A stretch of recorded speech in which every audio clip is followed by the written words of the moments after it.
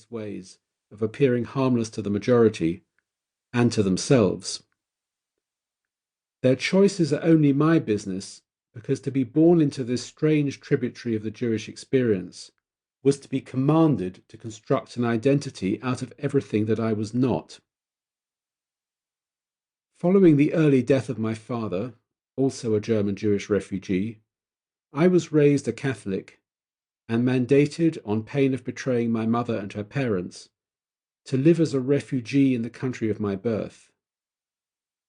In effect, I was instructed never to arrive anywhere, to be a hereditary refugee. The urgent questions that this raised for me, questions of identity and belonging that seem to be everywhere around us today, are these.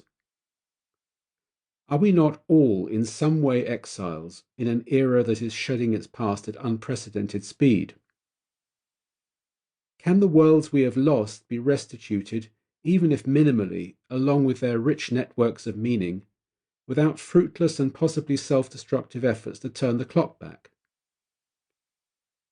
Or is all restitution a pipe dream? Are lost worlds necessarily the unattainable territory of ghosts, who powerfully inspire our lives from a great distance, but with whom we can never live or speak again? Either way, how many generations can it take for a refugee family to feel at ease in their adopted country, no longer pining for a place from which they were once uprooted? And at a time when identity is becoming a choice rather than just a given, will it get easier or harder to be a refugee? Introduction. Death at the German Embassy.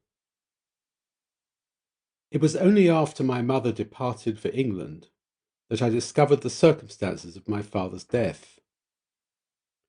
I was 11 years old, and finishing dinner with my mother's two sisters, Ursel and Ilse, both of whom had come from Germany, where they lived, to spend the summer holiday with us in the Swiss Alps.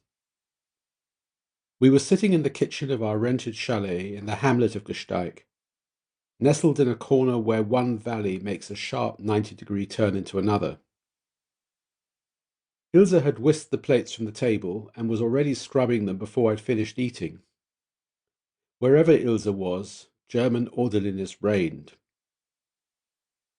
Outside, the sun was sinking behind the glaciers, turning them a brilliant pink, and I could hear the owners of our chalet pottering about in their vegetable garden, and the occasional shot from a nearby rifle club, when Ursel said to me, apropos of nothing, "Simon, do you know how your father really died?" Shock at Ursel's abrupt summoning of a loss that I had no idea how to grasp. Struggled almost at once with guilty euphoria at hearing his name. What a wonderful question to ask me. Do you know how your father really died? My father had collapsed out of the blue when I was 6 and had been buried in silence. He'd been present at breakfast, then left the house and never returned. I wasn't taken to the funeral on the grounds, I later learnt, that this would be traumatic for a child. But I prayed for him at least once a week, hoping that he would be happier as a result, and that speaking to God would also be a way of speaking to him, even if he couldn't answer me back, but doubting that it could be that simple. The silence was echoed by his almost total absence from our home. Nothing personal of his remained. No tie or pair of shorts, or book that he'd marked up, or love letter, or the silver cigarette case that my mother told me she had given him for the birthday on which he had finally decided to quit smoking. I had rummaged through cupboards and drawers many times looking for a relic of his life, but everything had been cleared out. Everything except for the magnificent drawings and lithographs on the walls of our living room.